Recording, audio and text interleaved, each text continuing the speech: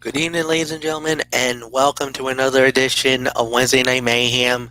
This is Good Old MF Michael Fletcher alongside Anthony Florio and Michael Bullock. We are hopefully awaiting the arrival of Dee Dee Woodson. If she's here, great. If she's not, then we will see her on Friday night for Cerebral Smack Talk. Man alive. Look, if you've been living under a rock, today, normally they've always had what they call the spring cleaning in WWE.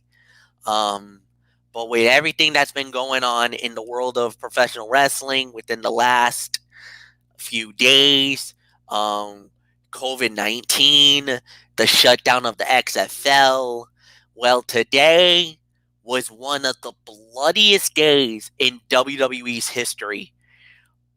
A whole bunch of people, producers, a referee, wrestlers, all got cut today from WWE. And this wasn't just any spring cleaning, guys. No. There was I counted at least 20, maybe 30 names is no longer on the roster. And it spans all three brands. But these were guys who were not really used that much.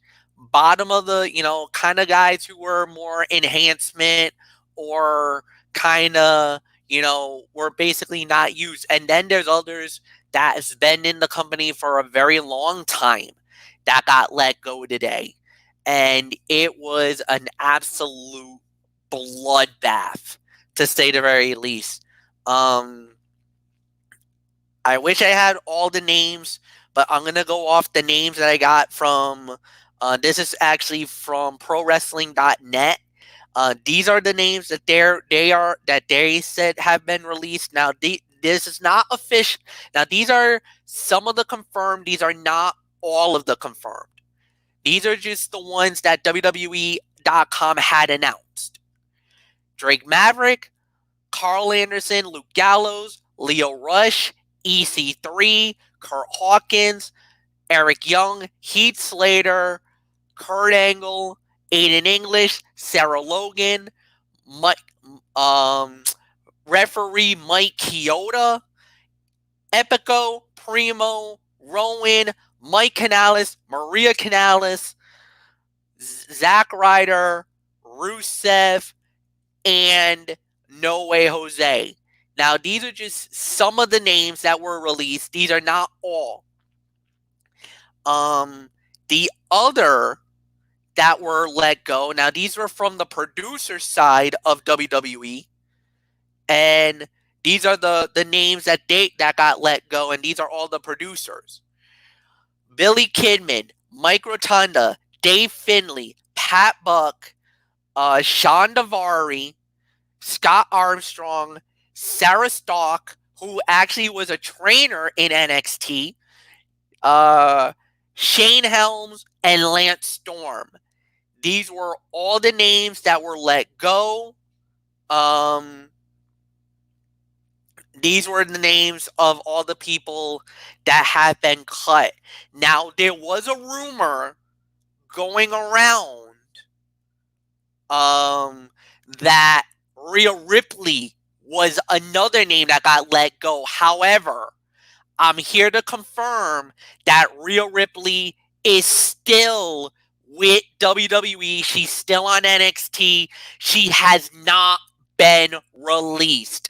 That has been reported by multiple sites that Rhea Ripley is still on the roster. She has not been let go. So all those rumors that Rhea Ripley has been let go is a flat out lie. So do not believe them. That's a lie. And yes, I'm gonna go Maury Povich on that. Let's just say that. So, with that said, oh guys, do you guys want to talk about it? I mean, do you guys want to get in on the bloody Wednesday we just witnessed today? Because there was a lot of names that got let go. like I said, a lot of them were more enhancement talents than anything else. Is there one that you were caught by surprise? Like, I can't believe that just happened. Yes, MF, this most certainly needs to be addressed, and I'm glad you're addressing it because I was hoping you would. So I'd like to take a few minutes to address this, if I may. Yeah, go right ahead, Anthony. Yep, I'm going to give you my expert opinion on what happened today. It's a sad day. It is a sad day when it comes to the world of professional wrestling. I'll tell you what. I mean, you have to feel whether it's an enhancement worker, big name, or whatever.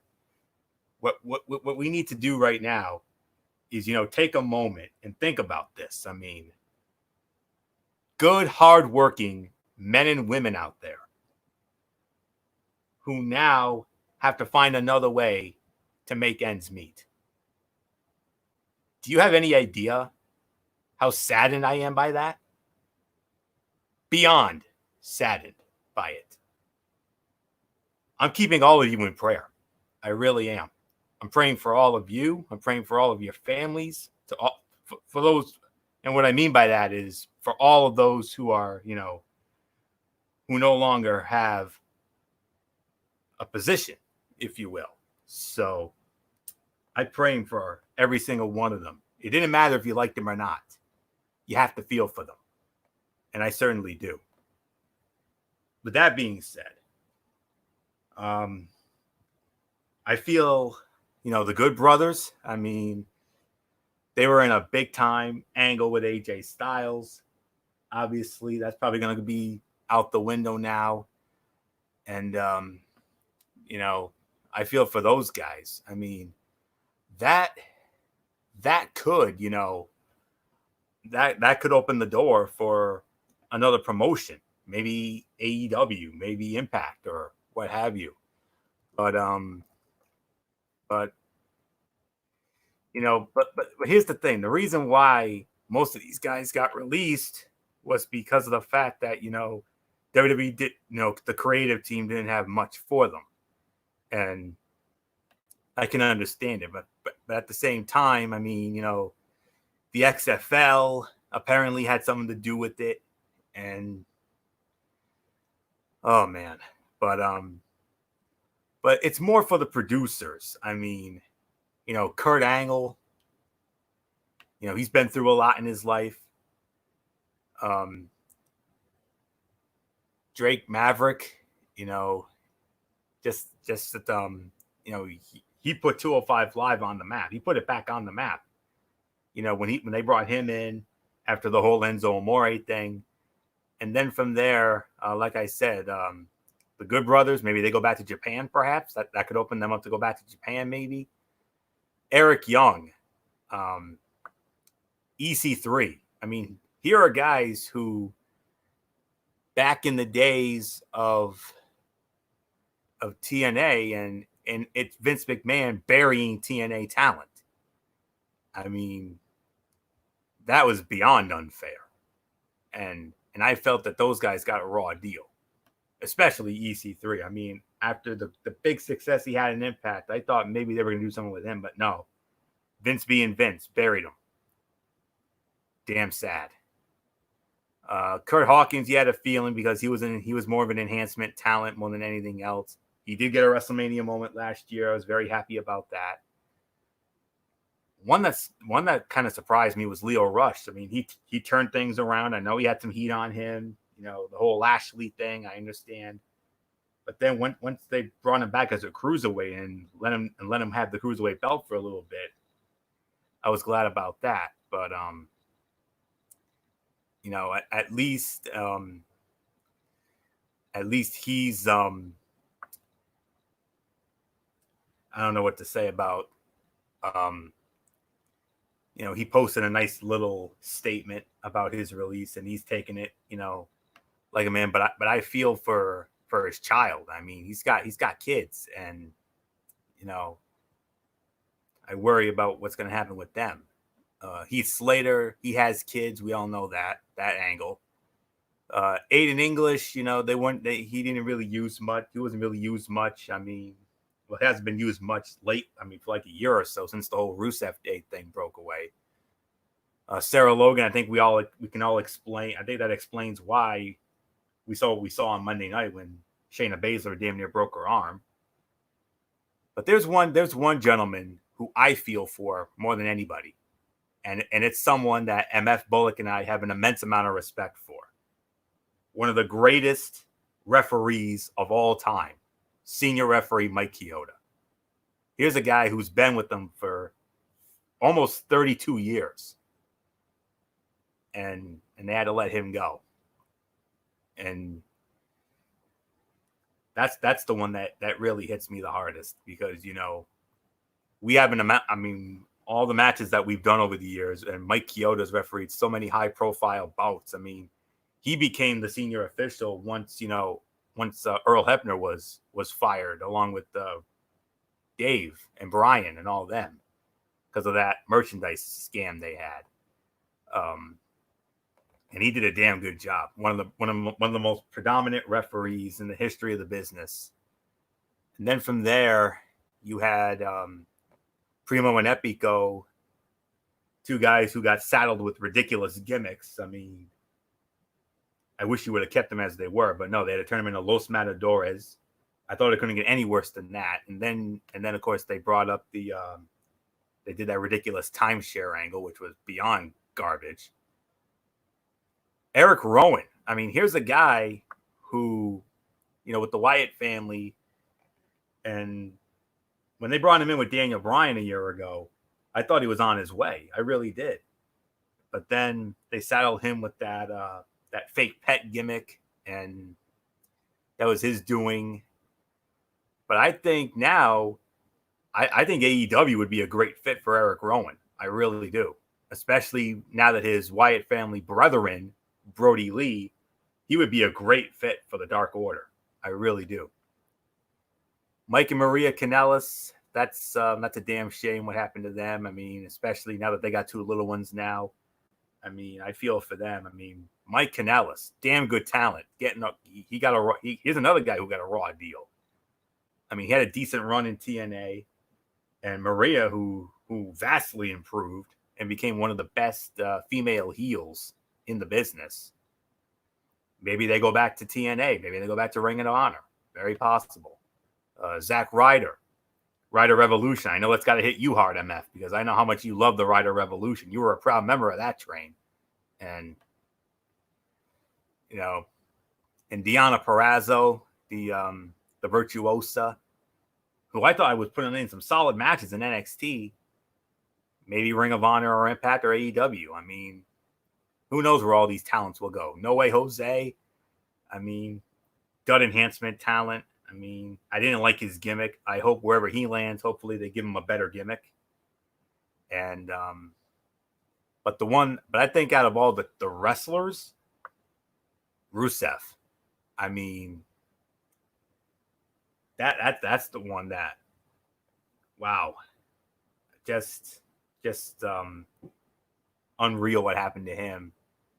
So I pray for all of those who have been let go. I mean, I know these are very hard times, and I understand this was not an easy decision. And I know the XFL went belly up, but it wasn't Vince's fault on that. It was, of course, Corona Mania running wild. And, you know, my heart breaks for every single one of them. It didn't matter if you liked them or you hated them. You have to feel for them and their families in this beyond most hardest of times right now. I mean, Dusty Rhodes said it. The late, great Dusty Rhodes said it best. You don't know what hard times are, Daddy. Well, let me tell you something. These are hard times, Daddy. And my thoughts and my prayers and my condolences go out to all of the talents that have been affected by this. Keep your heads up. Keep fighting for your dreams. Like Daniel Bryan said, fight for your dreams. Your dreams will fight for you. So wherever they all end up, if they decide to keep pursuing it, which I hope they do, don't give up. Keep fighting. So, I mean, if it happened to me, I wouldn't give up. I'd keep fighting. That's what I would do. We all have families. and that's really it. So I'm so sorry for all of you out there, and I'm keeping all of you and your families in my prayers tonight. There's no doubt about it. So there's really nothing more to say. I know we have a lot more to get into. I mean, I could go on, my preacher ran all I want to do, but we don't have that kind of time. So I'm just gonna stop it there before before my heart really goes off the deep end here. So, gentlemen, whoever, if anybody else wants to, take this for a spin, please feel free. I've said my piece. Yeah, and like you said, guys. I mean, this is the saddest day in professional wrestling. I mean, but the thing is, I mean, with everything that's going on in the world right now with coronavirus, I mean, WWE had to make some very tough decisions. And remember what Governor Gina Raimondo has said with some of the decisions she had to make. There's bad option A, and then there's bad option B. It's like no matter what decision that they make, it's going to be a bad decision. But it's all about saving. I mean, trying to save money to keep the company going with everything that's going on right now. But yeah, I mean, I feel for all those who got released. Like I said, the one that really surprised me was well, two of them. Like you said, Leo Rush was one of them because I really thought he was really coming around, especially after when he held the cruiserweight title. And then of course Rusev. And then the one that really hit me hard was, like you said, guys, Mike Chioda, the senior referee. I mean, like you said, he's worked with WWE for over 30 years, and he's refereed some big time matches. So yeah, I mean, it does surprise me. So I mean, like you said, I mean, say whatever you want about those other names. I mean, yes, you could say they are enhancement talent, but I mean, they had a job, and now they're gonna have to try to find a job someplace else. Like you said, it could either be AEW, it could be Impact Wrestling, it could be New Japan Pro Wrestling. Who knows? I mean, I think there are other opportunities out there for those. But yeah, I mean, and yeah, the XFL I think also had a role in all this. But I mean, we can all agree, guys. I mean, it's not a popular decision, but it's something that WWE had to do to help save up some money. So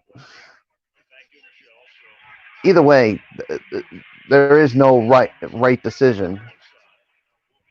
I mean, well, I mean, it is the right decision, but the thing is, it's not. It just wasn't an easy one. I'll say it best. So yeah, so there's really nothing more to say. Uh, let's move on, Fletch. And like I just said, no matter what, the decision was not an easy decision, but it's something that WWE had to do. With everything that's going on in the world, look, we knew something like this was going to happen.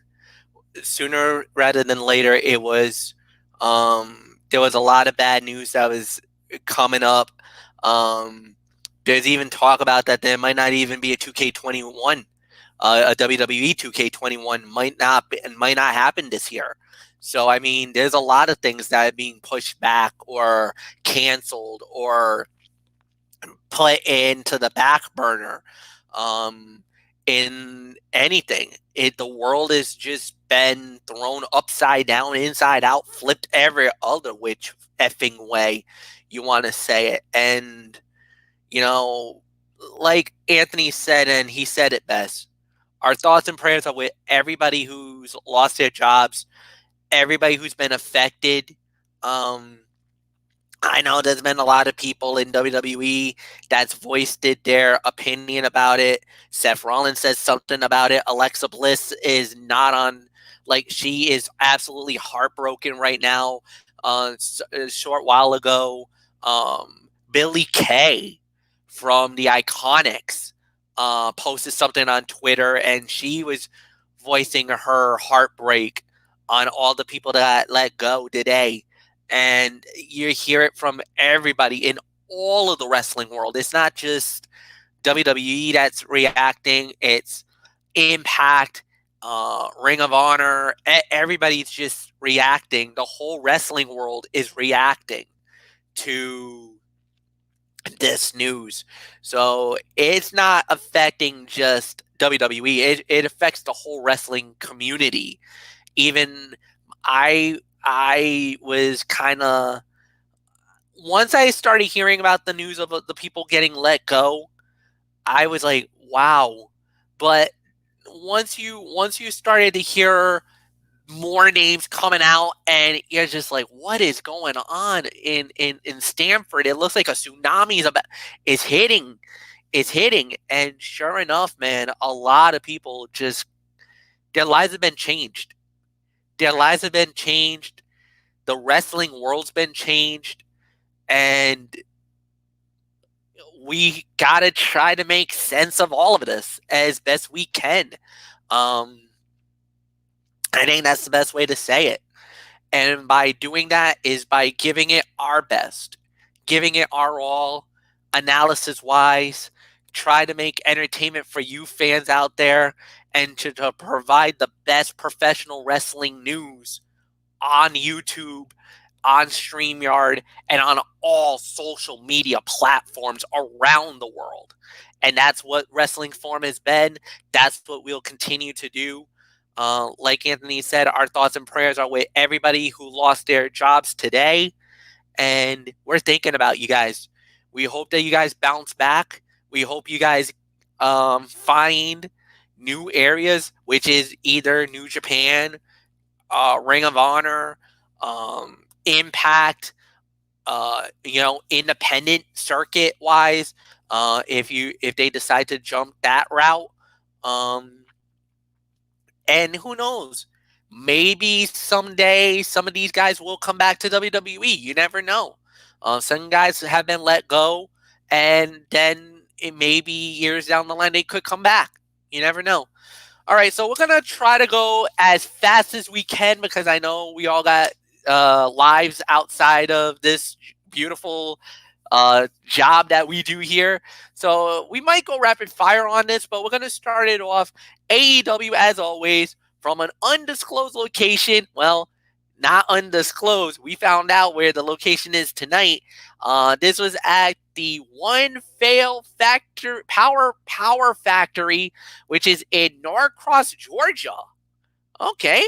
Well, we started it off with Colt Cabana versus Lance Archer. Lance Archer won the match. The time of the fall was at 12 minutes and 42 seconds. This was actually shockingly good. I didn't think that Colt Cabana and Lance Archer was going to give us that good of a match. This was at least three and a quarter stars for me. I was kind of thinking Archer should have gotten more of a dominating victory here, but good on AEW for giving us a couple of hope spots for Colt Cabana. There was a moment where we thought she was gonna do it, where we thought that Colt was gonna win it. But at the end of the day, the right man got over, which was Archer. Nothing more to say. Anthony, it's yours. Yeah. I mean, it's very, very hard to move on from that sad news of the day, but, we have to do that. But, anyways, all I can really say on this is I agree with what MF said.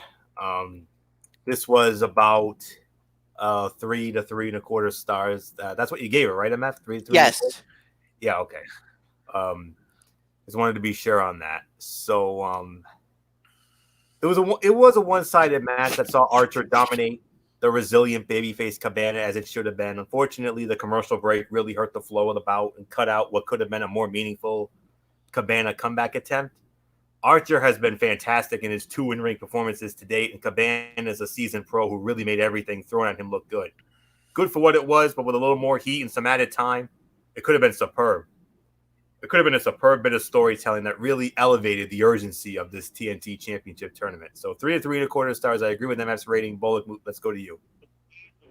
Yeah, 3.25 stars. I mean, I thought this was going to be a squash match here, but this turned out to be much better than what I expected. I mean, I think the reason why is because you want to at least, show Lance Archer or you want to show him that he is human and that he can be challenged. And that's what Colt Cabana did. You got to give him credit, but in the end, the right man went over. So yeah, 3.25. So there's nothing more to say. Fletch, let's move on. Well, the next fight, guys, unfortunately, you're not going to get to talk about it because it was practically a squash. Dr. Britt Baker, DMD, went up against Cassandra Golden, and Britt Baker won the fight in 48 seconds. Dud. Nothing more to say. Let's just move right along. Then we had Sammy Guevara versus Serge D. Okay. Sammy Guevara wins the match in 7 minutes and 15 seconds. Anthony, nice little showcase fight for Guevara. 2.5 stars worth of it. I agree with it.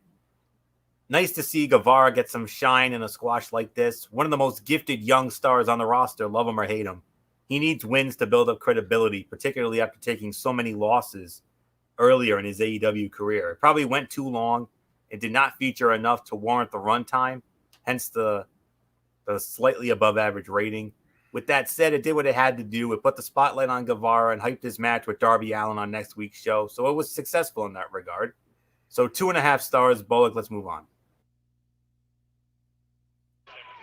Yeah, 2.5 stars for me. I mean, like you said, nice one for Sammy Guevara. You want to make him look good here, and yeah, I mean, he is a star, whether you love the guy or you hate him. And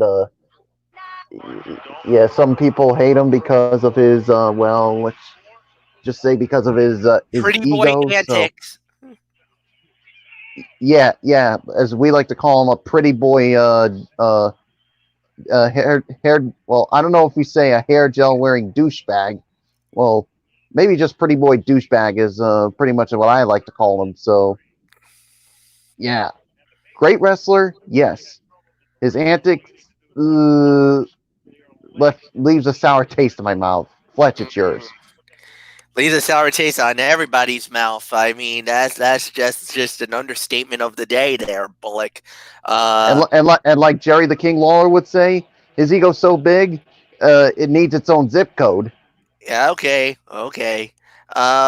Next up we had on this nice little fight card, Chucky T. Chuck Taylor goes up against Skip Sabian, and Skip Sabian with a big win, knocking him off with a roll-up of doom. 10 minutes and 58 seconds. Michael Bullock, I give it to you. Yeah, I'm going to give it about 2.5 stars. I mean, it was a good match, but the thing is, we had so much outside interference from obviously from Penelope Ford, and I don't know who the other guy was that jumped Orange Cassidy. I mean, maybe Fletch can get into it a little more when I give it to him. So, yeah, 2.5 stars. I would have given it 3, but all the outside interference just really took away from it. Fletch, it's yours. Yeah, no, like you say, you were absolutely right about that. Look, I got really nothing more to say. This was a 2-star fight for me. It was a good match more than anything else. I believe let me see. I'm trying to see who was the guy that jumped Orange Cassidy. It was It Jimmy looked Havoc. it was Havoc. Jimmy Havoc got him. Yeah, so I mean, it was like you said, a lot of interference, a lot of things going on in that fight. Jimmy Havoc got involved. Penelope Ford got involved, much to the liking of Anthony on that. Probably didn't like it in this instance, but it is what it is. Yeah, this was overbooked to say the very least. Nothing more to say. Anthony, go. Now I disagree a little bit. I didn't think it was that bad. I'm gonna give it a solid 3 for the effort. Sabian needed this win. Like Sammy Guevara in the previous bout, he has lost too often early in his AEW career, and as he approaches his quarterfinal match in the TNT Championship tournament with Dustin Rhodes, he needed some credibility enhancing.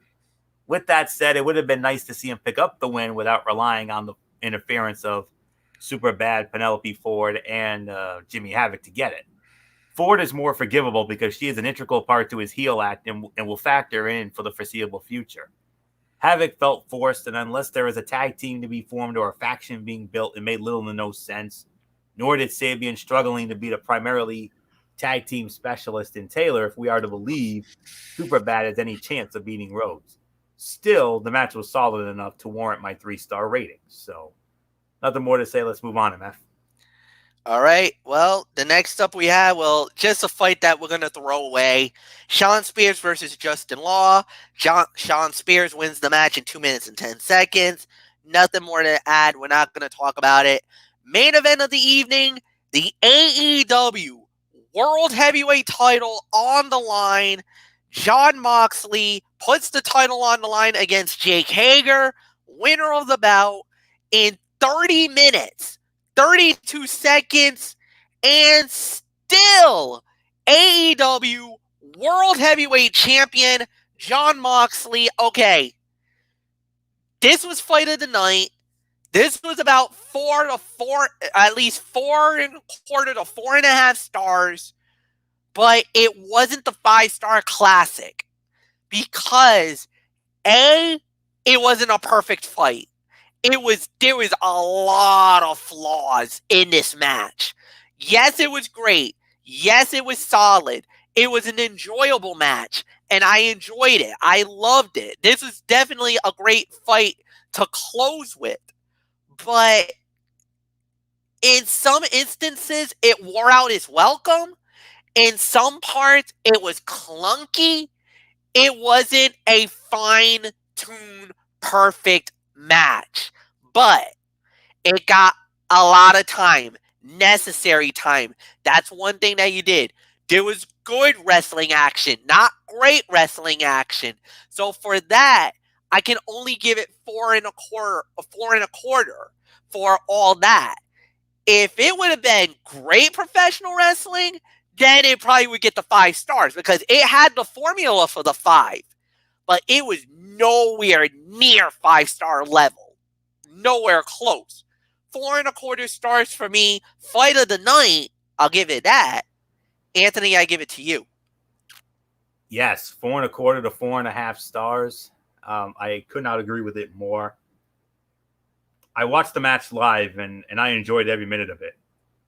Good old JR on commentary. Awesome. That's all there is to say on that. I mean, it was a physical match, but it never felt like the pay-per-view main event it should have. Maybe it was the lack of fans in the stands, which is through no fault of the performers or AEW by any means. The commercial breaks may have hurt the flow a bit. Whatever it was, it lacked the intensity that all of the build and the video packages implied. It also lacked the big match feel that the drop-ins from Bellator personalities and AEW wrestlers suggested.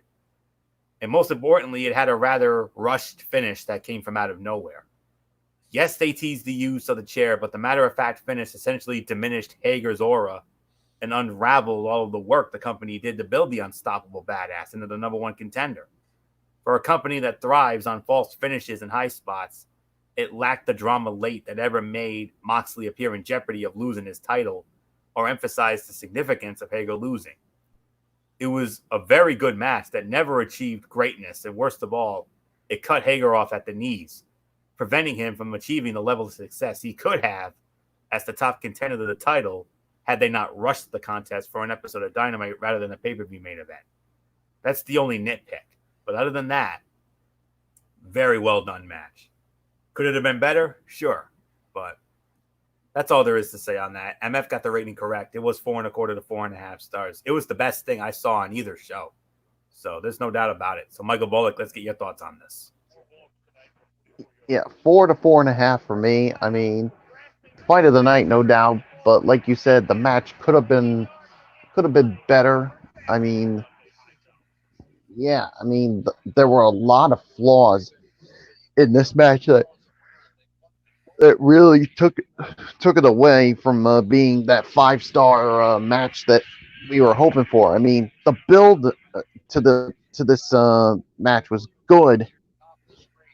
I mean, and the fight was good. It's just that it left me wanting more.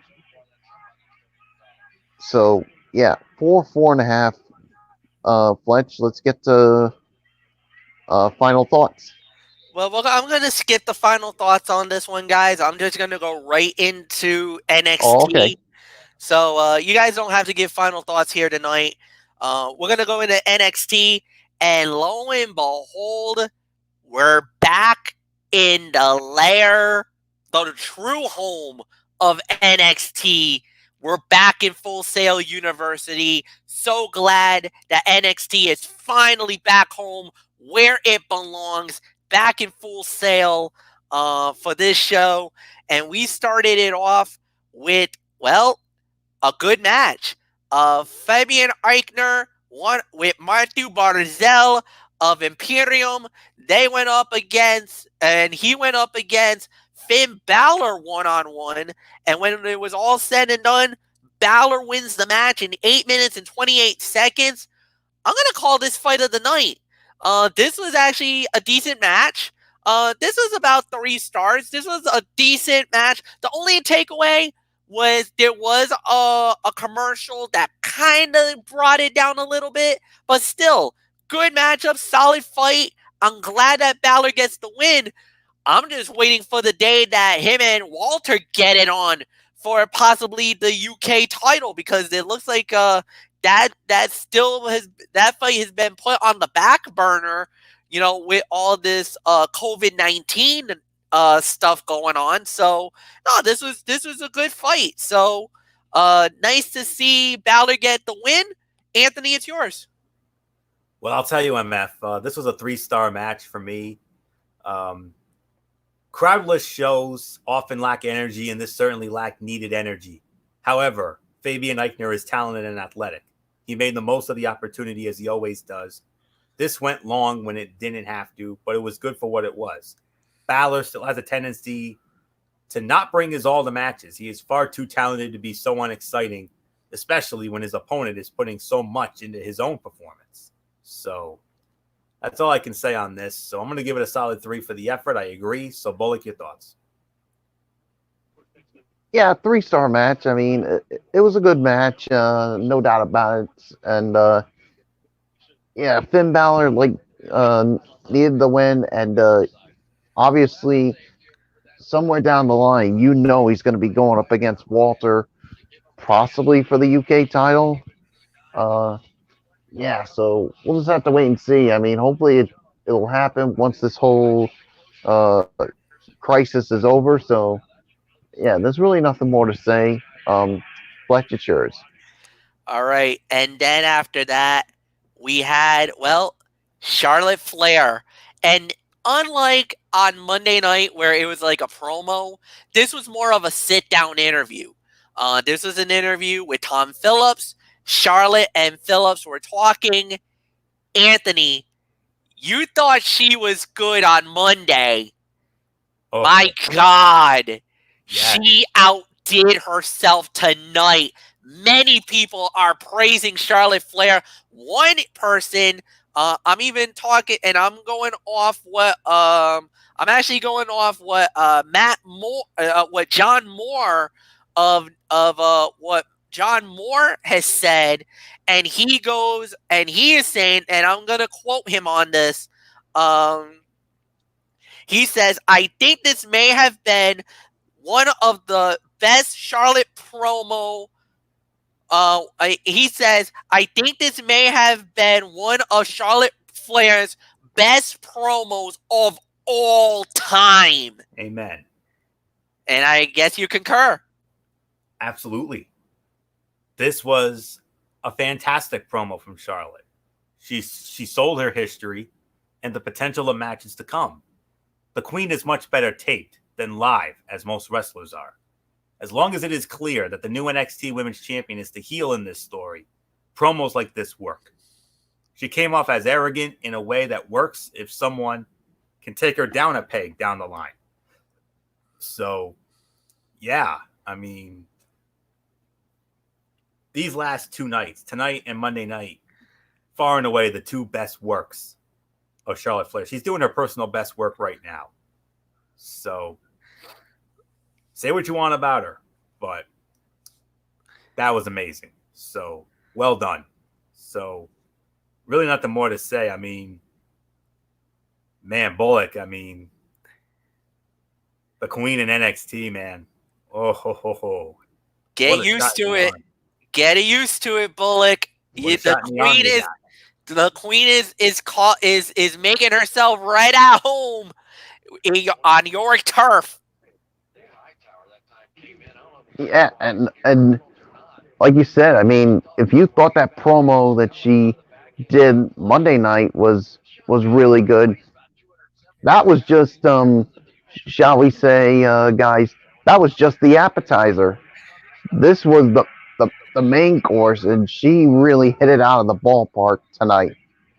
And saying that she's shown that she is the greatest of all time. That she's beat, and why? Because she's beaten the past, present, and future of whether it's Raw, SmackDown, NXT, or anybody or any legend. I mean, when she mentioned the past, I mean, she brought up how she when Trish Stratus came back to prove that she still had it, but all she did was bow down to the Queen at SummerSlam. How she defeated all the members of the Four Horsewomen, and that she said that she's going to roll through the entire NXT women's division. She started it off with Rhea Ripley at WrestleMania.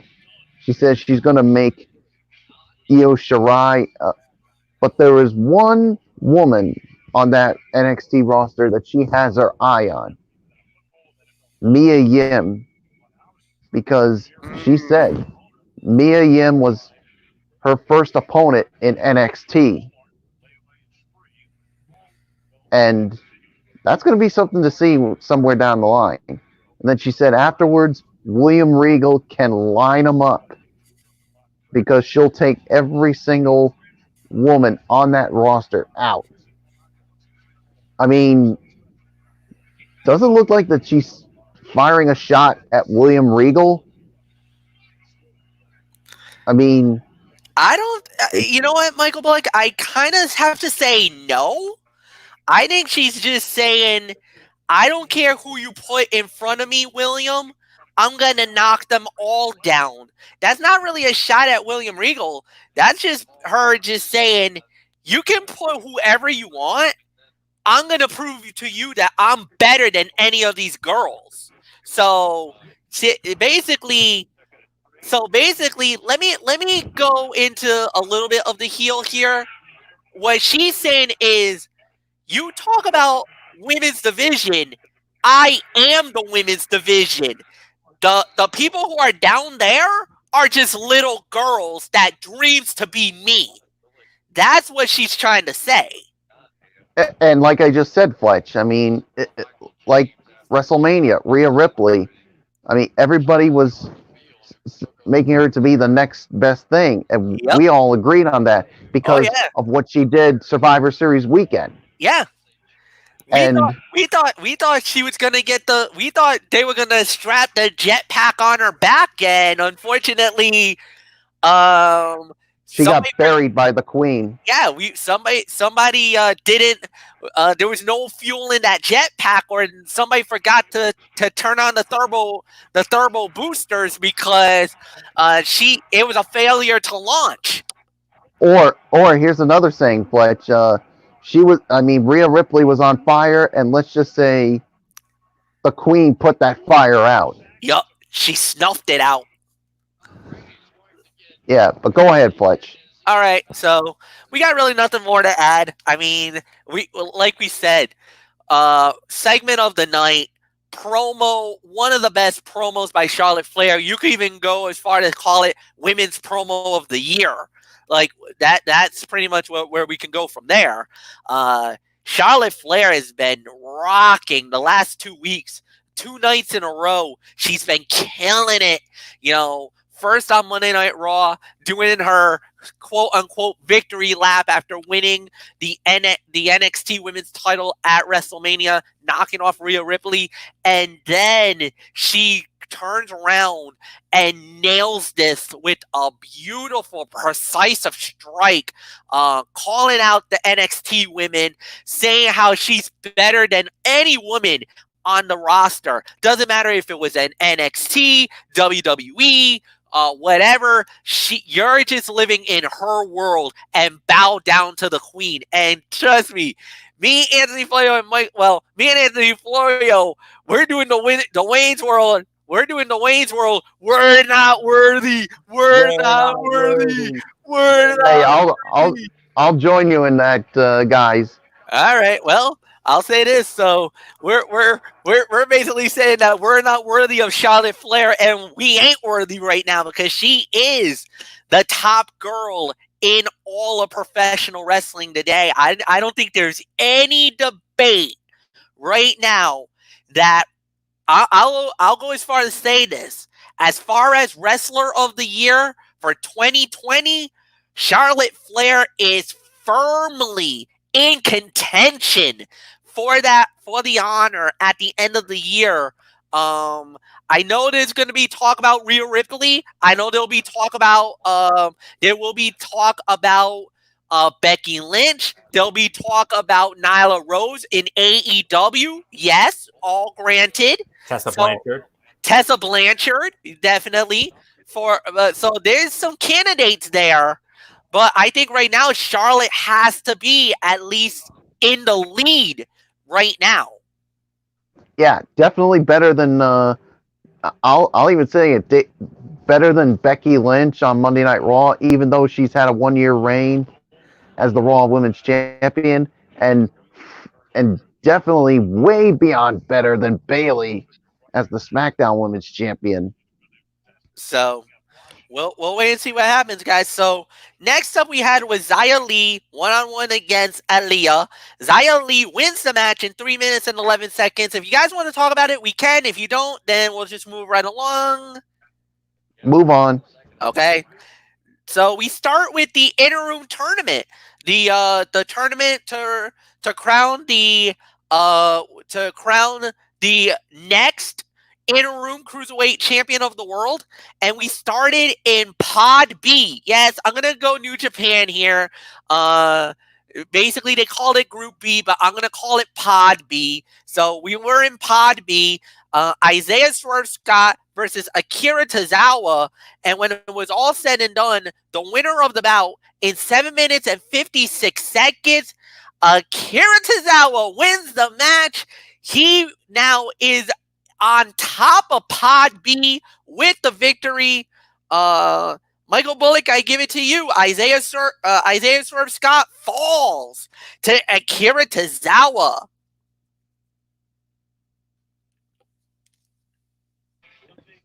What was the time of the fall? 7:56. All right. I thought it was a good match. I'll give it about 2.5 stars. I mean, you said Akira Tozawa won, right? Yes.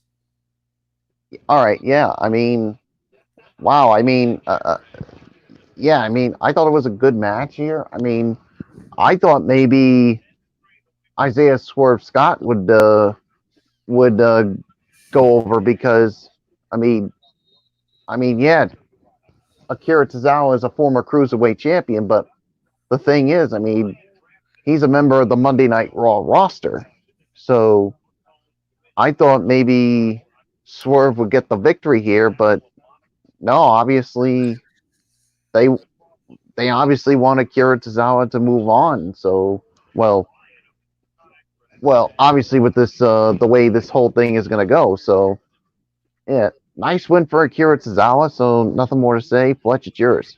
Yeah, no, this was a good fight. This was a solid match. This is about 2.5 to 3. And you know what? I don't mind it because remember, this is round robin. This is not elimination. This is a round robin tournament. Everybody's got to fight once. So it's good for Akira Tozawa to get the first win. That makes things interesting because that opens the door for everybody. The 8 men that are in the tournament, anybody can win, and that's a major thing. I'm happy that Isaiah Scott looked good. Tozawa looked better, and I think Akira Tozawa deserves the victory. He gets a big win here. That's a huge 2 points to get, more than anything else, because that's the thing. 2 points for a win, 1 point for a draw, and a big old goose egg if you lose. So that's a big 2 points for Akira Tozawa.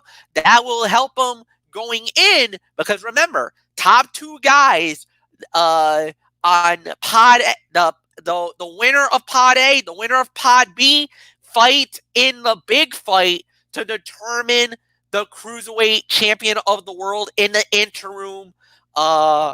As Jordan Devlin, unfortunately, is stuck in the UK, won't be able to defend his title for the foreseeable future until all the restrictions are let off in the UK. So until then, we'll wait and see what happens. But Anthony Florio, it's all yours. Good win for Akira Tozawa. Yes, good win for Akira Tozawa. I'm going to give it 3.25 to 3.5 stars for the rating. This was a solid match between 2 talented stars, but the lack of crowd left the match without much energy. This is better than the short matches without booking behind them that WWE was doing, but it is hard not to feel the empty arena sometimes. Tozawa has always been talented, but he lost so much steam with that match on Raw Monday night. He needs wins like this. However, in my honest opinion, Isaiah Swerve Scott should be the favorite in this group.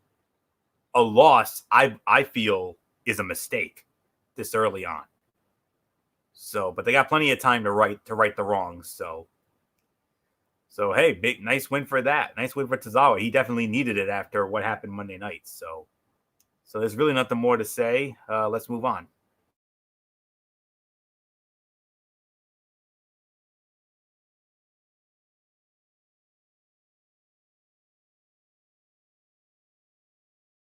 MF, are you there? I'm sorry, my bad. I forgot to unmute my mic there. So yeah, so next thing we had, well, it was a vignette as we were introduced to Al Hijo de Fantasma, which, if you guys don't know, major name, MCLL, in Central Mexico Lucha Libre. He was in AAA. He also was in Lucha Underground for a little bit. So he was definitely, that was a nice little introduction. We did have a women's match. Tegan Knox versus Raquel Gonzalez. Tegan Knox wins the match in 3:15. We're not going to talk much about that. We're just going to move right along. Next thing we had was a documentary style interview with Limitless Keith Lee, and my God, are you flipping kidding me, WWE? NXT, guys, I don't know what it was. I think the interviews tonight were better than the wrestling matches because Keith Lee had a great promo. Without a doubt. What the hell? So this was freaking awesome. I was jacked up. Then we had Dexter Loomis versus Tahir Miles. Dexter Loomis wins the match in a minute 45. We're not going to talk about it. Let that one go. Then we had Adam Cole cutting a promo. Then we had Velveteen Dream on the podium, and Dream and Cole, I guess Dream was talking about Adam Cole and, their little thing down the line. That was freaking awesome. Led to our main event of the evening, which was Matt Riddle and Timothy Thatcher versus Roderick Strong and Bobby Fish for the NXT World Tag Team titles. When it was all said and done, the champions remained the champions. Riddle and Thatcher wins the match via submission. Anthony Florio, man, pretty good main event. Pretty good main event. That was a very good main event, MF. This was the fight of the night. Yes. This was 3.5 to 4. I mean, no, I'm giving this 4 stars. This was fantastic. I mean, let me see. Okay. It was a weird way to debut Thatcher. He's a talented performer that was supposed to be a big signing. While debuting in an NXT main event is impressive, and here's my only nitpick. Doing so in an empty crowd with no buildup did not land, despite good work in the ring from the debuting star. The match was great, though the work of Thatcher was more memorable than anything else. He does not have the typical look of a top WWE guy, but NXT has been good about giving talent their due, and it'll be fun to see what he can do to prove he is worthy of attention to fresh eyes. So that's the kind of guy that's my kind of fella right there. That's my kind of guy, no nonsense guy, does his business, and that's it. So yeah, he's got the eye of the tiger, man. That's all there is to say, and as do I. So I got the eye of the tiger, and you heard that tiger roar tonight, and I couldn't be any more prouder of that guy.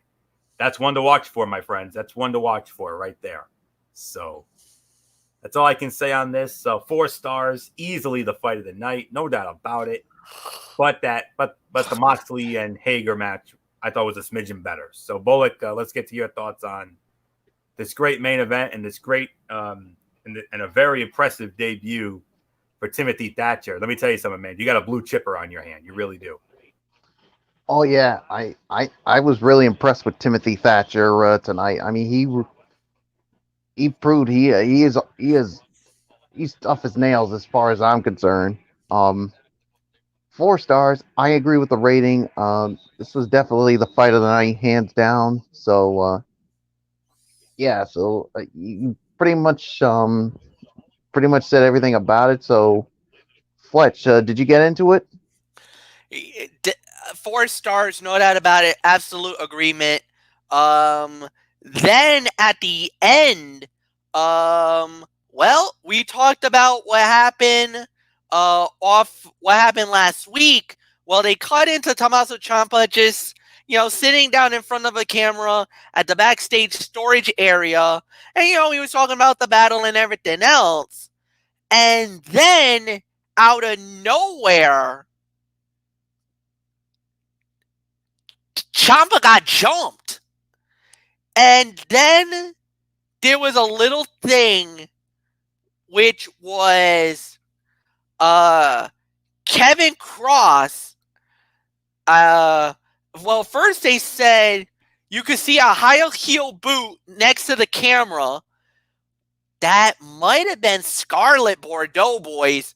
And then we saw Kevin Cross crawl next to Ciampa and said, "Tick tock."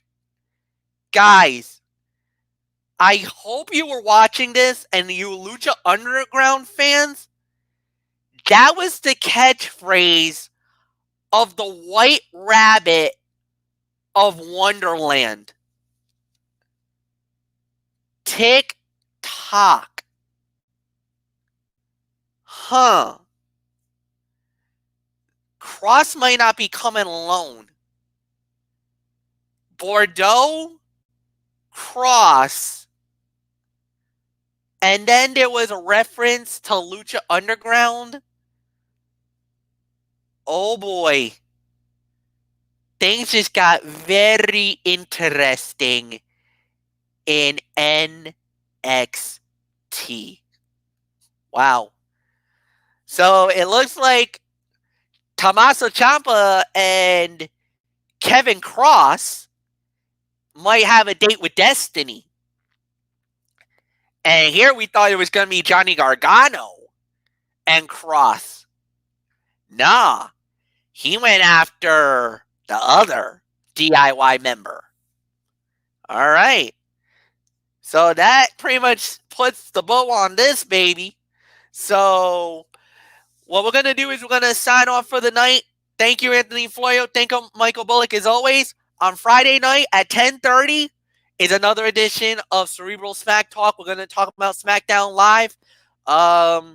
We're just gonna free swing it as always, guys. 10:30 Eastern.